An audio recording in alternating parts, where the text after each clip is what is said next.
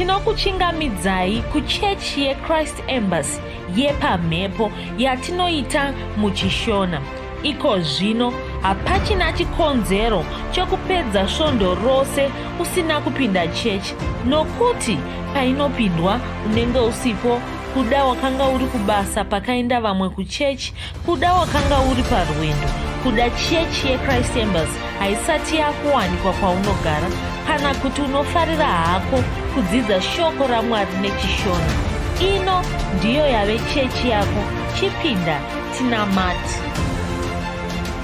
Haleluya. Tinosangana zvekare pamunamato wedu weChrist Embassy watinoita pamhepo muchishona, tichivimba senguva dzose kuti makava nesvondo rakanaka, uye ndichivimba kunyanyisa kuti makagona kubatana nesu patanga tiri kupemberera zvataita kusvika pari zvino pakusvitsa shoko roruponeso pasi rose. Tine chirongwa chatakatanga gore rino che-Reach Out World chekusvitsa ruponeso pasi rose tichishandisa bhuku reRhapsody. Tinoda kusvitsa bhuku reRhapsody muimba imwe neimwe, munhu mumwe nomumwe, tichisara tinyatsoziva kuti pamumba apo tasvitsa, paimba iyo tasvitsa, paimba iyo tasvitsa, pamuguta iro tasvitsa, kwese tichifamba saizvozvo. Chinhu chatiri kuita chatakatanga mugore rino, tinoda kubata vanhu zviuru zvinomwe zvezviuru zvevanhu pasi rose tichiita saizvozvo. Hatidi kuti pasare munhu anoti ruponeso haruna kumbosvika kwandiri. Toda kuti munhu wese aruzive. Haleluya.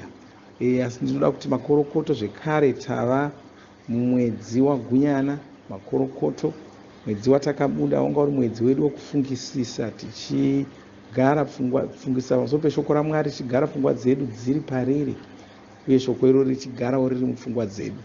Takadzidza zvakawanda pamusoro pekufungisisa shoko raMwari, takadzidza zvakawanda pamusoro pekugara pfungwa dzedu dziri pashoko raMwari, zvatinofanira kuita chaizvo. Kukurudzirai kuti mudzokere kuzvidzidzo izvo zvatakataura. Ndorangarira chidzidzo chesvondo rapera takataura zvakawanda pamusoro pekuti chaunofanira kuita kuti unzi pachokwadi uri kufungisisa pashoko raMwari chii chinofanira kuonekwa. Takati shoko iri rinofanira kutanga kubuda muromo mako, chibuda chitaura riri zevezeve, chipfuura ipapo chipedzisirawo kudanidzirawo kutaura uri wega, taridza pfungwa dzako dzadzama pashoko iroro. Haleluya. Ndoda kuti ndingotarira pachidzidzo cheRhapsody chanhasi tisati tapinda muchidyo. Nhasi ndo svondo rekutanga remwedzi wagunyana. Kudzi Chris vanoti kwanzi tine simba rekuporesa zvirwere. Haleluya. Tine simba rekuporesa zvirwere. Mona ndosaka muKristu asingafaniri kungochema achichema kuti zvinhu hazvina kumirira zvakanaka, utano hwake hazvina kumirira zvakanaka. Ndiwe unotori nesimba rokuporesa, ndiwe unotori nesimba rokuporesa zvirwere. Saka haufaniri kunge uri kutaridza kuvhiringika nokunetseka nokuda kwezvinhu zvakaita saizvozvo. Asi regai tierenge muna Mariko 14 ndima 14 kusvika pandima 19. Kwai zvinhu zvinotevera ndizvo zvichaonekwa pane vaya vanenge vandigamuchira. Vachadzinga mweya yakaipa, vachaidzinga nezita rangu, vachataura nendimi itsva, vachabata nyoka, vanganwa zvinhu zvinouraya asi hazvingavakuvadzi, vachaporesa varwere, vanovaporesa nokungovabata nemaoko avo. Haleluya. Kwanzi isu tiri vanhu verudzi rwevaMwari. Mashoko akadzama iwayo, takashanduka rudzi. Hatisiri vanhu venyika ino, hatichisiri vanhu verudzi rwenyika ino, tava vanhu verudzi rwevaMwari. Kwai ndima yatavhura nayo inotsanangura zvatiri. Inoti tine simba rekuporesa zvirwere. Hatingodzingi mweya yetsvina chete, tinoporesa varwere, tiri varapi. Jesu ndivo vakatipa simba iri. Tinoverenga mashoko avo muna Matiyo 10 ndima 9. Inoti poresai vanorwara, mutsai vakafa, natsai vane maperembudzi, dzingai mweya yakaipa muvanhu, makangopiwa henyu, chingopaiwo henyu. Jesu havana kuti namatai kuti ndiporese varwere, vakati poresai vanorwara. Munoona dzimwe nguva kunyange sevakristu kudai, dzimwe nguva tinopotsa kutaura, tongoita zviya zvokuti uya ndikunyengeterere, nokuti kana achiti uya ndikunyengeterere, kazhinji zvatinenge tinyanya kureva ndezvokuti rega ndikukumbirire kuna Mwari kuti vakuporese, ndokunyengetera. Asi handizvo chaizvo zvinotaurwa nebhaibheri. Bhaibheri rinoti indai munoporesa vanorwara, kureva kuti tinofanira kugona kusvika kumurwere. Tinofanira kusvika kumurwere ndomuudza kuti ndauya kuzokuporesa. Ndozvinoita mufudzi Kristu. Kana makambotarira mufudzi Kristu achishumira kuvanhu pamavhuserero edu okuporesa, kazhinji zvikuru seka pavanenge vachinyengeterera vanhu vanenge vari panhare vaya, vanoti ndinokuunzira kuporesa,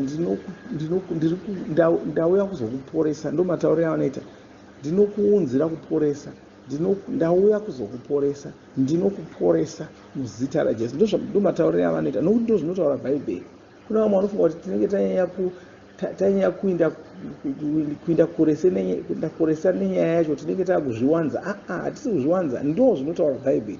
Jesu vakati poresai vanorwara. Jesu vakati vanenge vagamuchira Jesu vakabata munhu noruoko rwavo, munhu iye unopora. Hazvina kunzi kana vakanyengeterera munhu uye vakamubata, munhu iye unopora. Ndorangana mufudzi Kristu ane pamwe pavakatombotaura vachidzidzisa vachiti, kana wanyatsogamuchira shoko iri, unofanira kugona kuenda kuno mumwe mukristu. Ngatimboti hausi kunzwa zvakanaka, unofanira kugona kuenda kuno mumwe mukristu woti ungomutibata apa.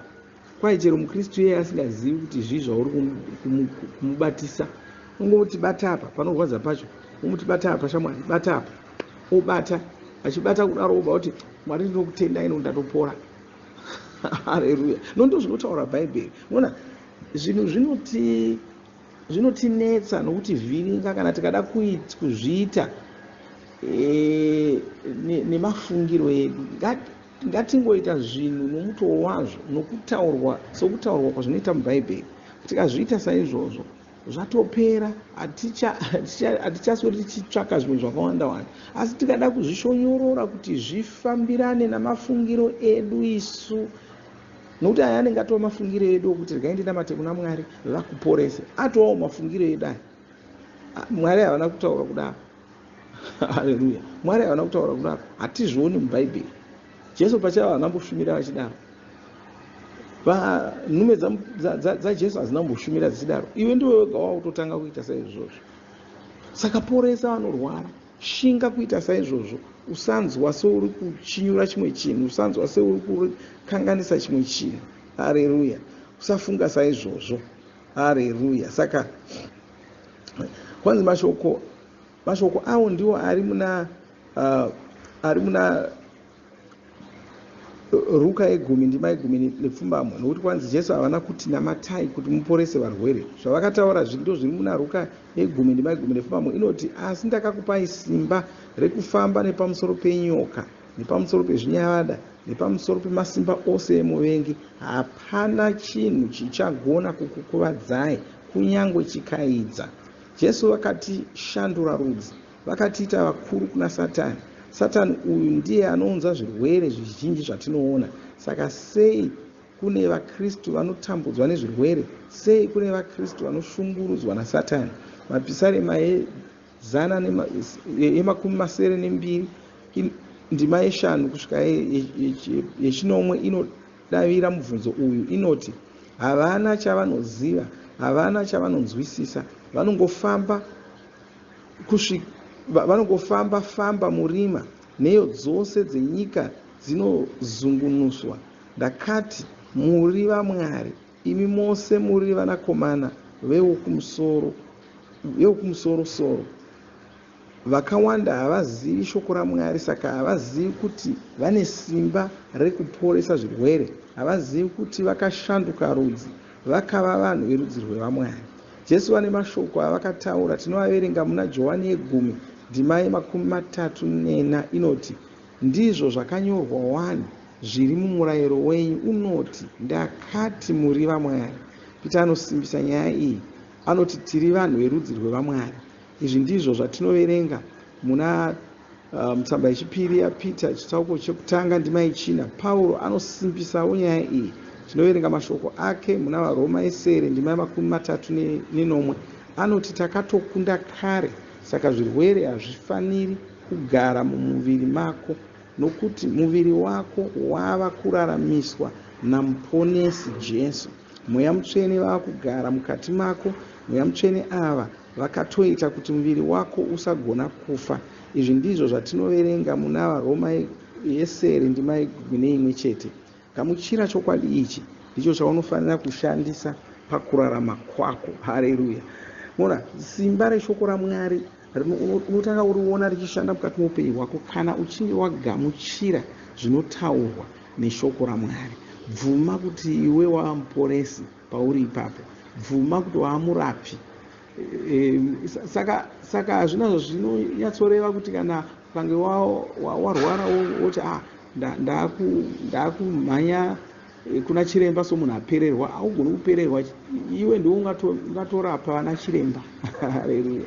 Ndiwe ungatorapa. Uye kurapa kwako iwewe hakuna chinoramba. Hakuna kunonzi ichi ndachikonewa, ichi hatina mushonga wacho. Mashoko ako iwaya ndo gwenzi rinogadzirisa zvose. Haleluya! Asi sokutaura kwataita ndo svondo yekutanga yemwedzi waGuyana. Isvondo yedu yatinounza mupiro wesungano.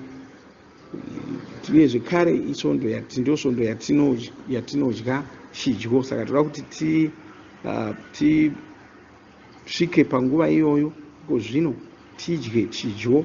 Haleluya! Saka ndoda kuti tivhure zvekare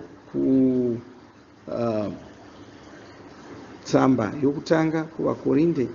Tsamba yokutanga kuvakorinde chitsauko che11 ndima ye23. Pakuverenga ndima iyoyo senguva yose. Haleluya! Tikozonyengetera tichivhara.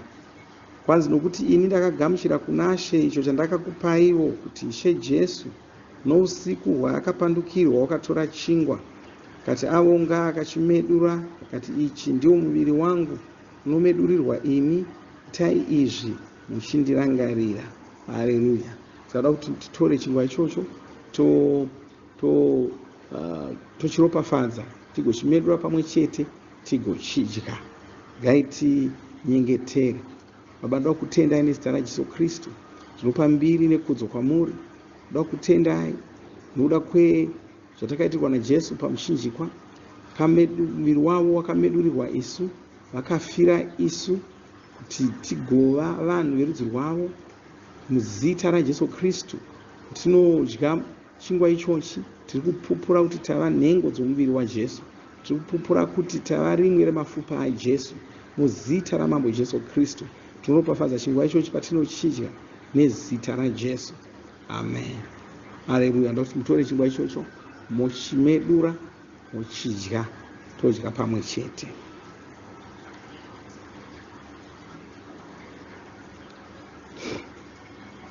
Ndima 25. Kwanzi saizvozvo vakati vapedza kurayira, akatora mukombe akati, mukombe uyu ndiyo sungano itsva muropa rangu. Itai izvi nguva dzose kana muchiunwa muchindirangarira. Nokuti nguva dzose kana muchidya chingwa ichi kana kunwa mukombe uyu, munoparidza rufu rwaShe kusvikira achiuya. Haleluya! Saka ndoda kuti tore mukombe uyo toropafadza, tomwa pamwe chete. Baba, ndoda kutendai nokuda kweropa raJesu rakadeurirwa isu. Tinokutendai nokuda kweropa iroro zvivi zvedu zvakasukwa zvakakanganwirwa, kaita kuti zvigoneke kuti tishandurwe rudzi, tive vanhu verudzi rwevamwari. Nhasi tava vanhu veropa raMwari, tava vanhu verudzi rwevamwari. Hazvichagoni kuti tirware. Tava vaporesi sekudzidza kwataita mushoko renyu nhasi. Tava vaporesi. Zvirwere hazvichagoni kugara muviri yedu. Muzita raJesu Kristu tava kutogona kuporesawo vamwe vanorwara nezita raJesu Kristu. makatiita vanhu vanoshamisa, tinokutendai. Chengeterera muno mumwe anobatana neni pakunwa mukombe iwoyo nezita raJesu Kristu. Kana anga ane zvivi zvaakapara zvinosukwa, zvinobviswa kubva mundangariro dzake, hazvichagoni kuramba zvichamukanganisa pakushumira Mwari, pakunamatai. Muzita ramambo Jesu Kristu nokutendai nokurumbidzai. Haleluya, amen. Ngatinwei mukombe iwoyo.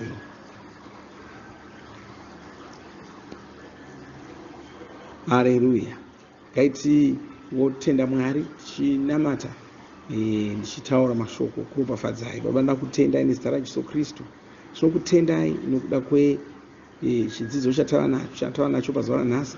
Tinokutendai zvekare nokuda kwomwedzi wanyamavhuvhu watakabuda pauri.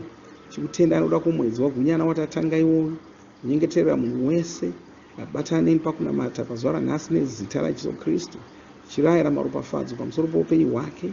Mwedzi uno uchava mwedzi wakanaka, mwedzi waachakura mukunamata kwake Mwari nezita raJesu Kristu. Shoko raMwari riri kuwanda mune mumwe nomumwe ari kubatana neni pamunamato iyoyi nezita ramambo Jesu Kristu. Baba, ndinokutendai. Baba, ndokurumbidzai. Ndopakudzo nerumbidzo nembiri kwamuri muzita ramambo Jesu Kristu. Makanaka, muri mutsvene, makakodzera mbiri yose muzita ramambo Jesu Kristu. Baba, ndinokutendai.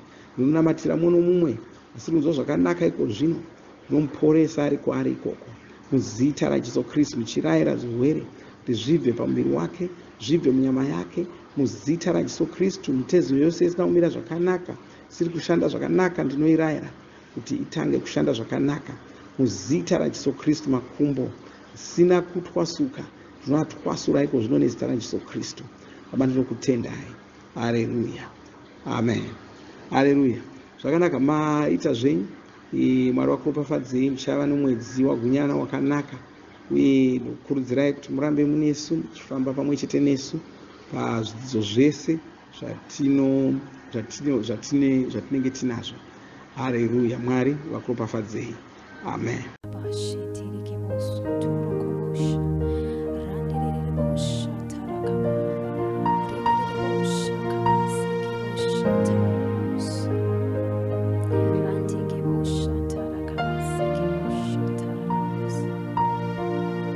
Mazuva angu ose ndinokurumbidza, nekuti ndinokudaishe. Mazuva angu ose ndinokuongai, nekuti ndinokudaishe. Mazuva angu ose ndinokurumbidza, nekuti ndinokudaishe. Mazuva angu ose ndinokuongai, nekuti ndinokudaishe. Ndinokudai,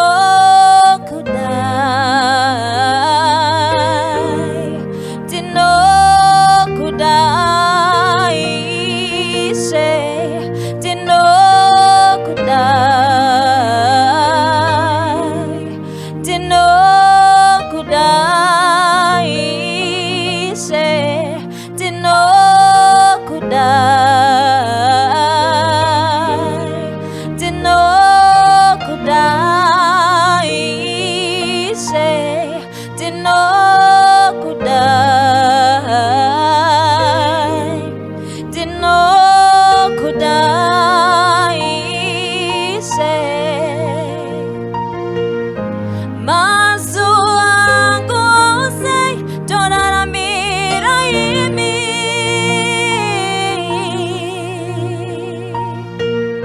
zuva kubuda zuva kunyura, ndoraramira imi chete.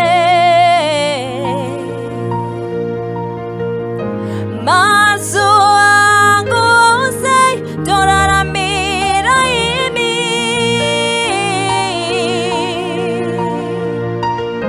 zuva kubuda zuva kunyura, ndoraramira imi chete.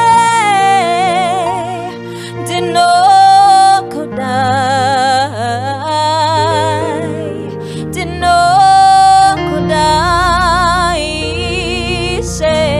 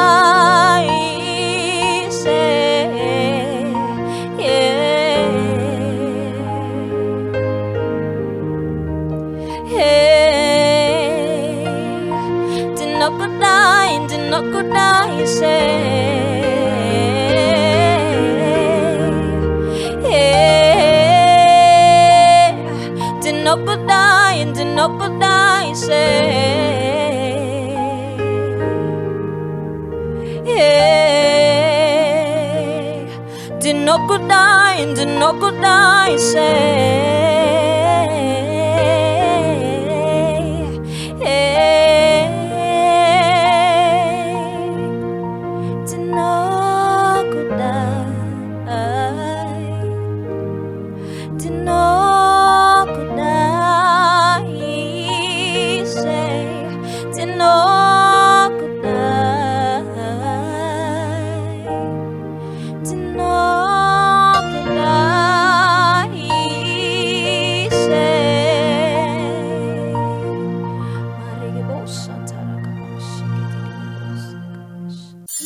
makomborerwa nemunamato wesvondo rino. Kana manga musati mazvarwa patsva, namatai mumashure mangu, muchidudza, muchirevesa, taurai muchiti, Mwari vari kudenga, ndinouya kwamuri, ndinokoka Jesu kuti vapinde mumwoyo mangu.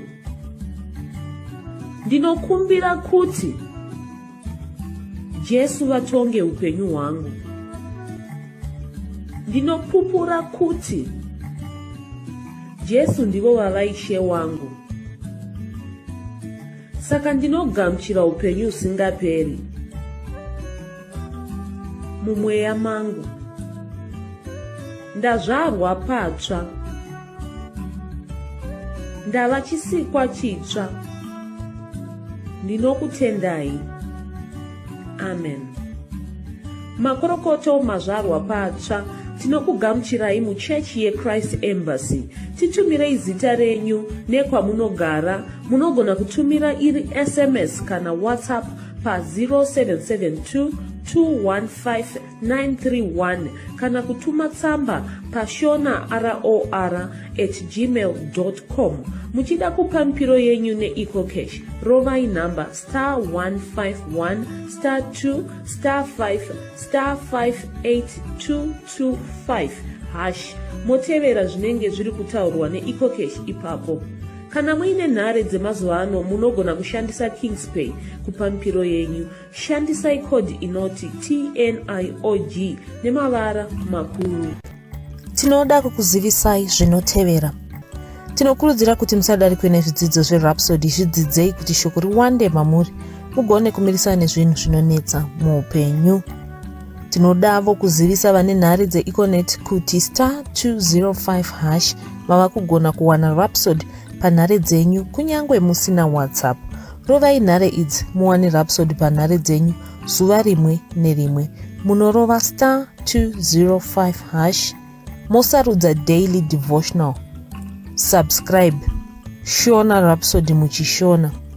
Munamato uno munoubata pa WhatsApp, pa radio, pa YouTube panoti Shona Online Church, pa www.ce-shonachurch.org, nepa vcc.rhapsodyofrealities.org.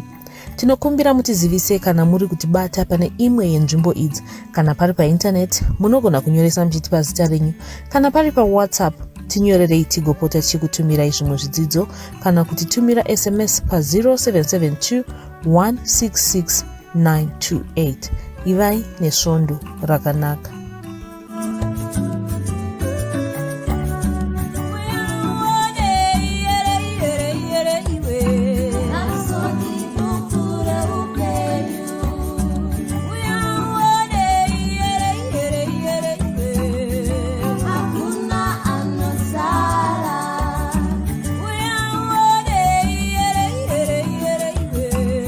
Vakati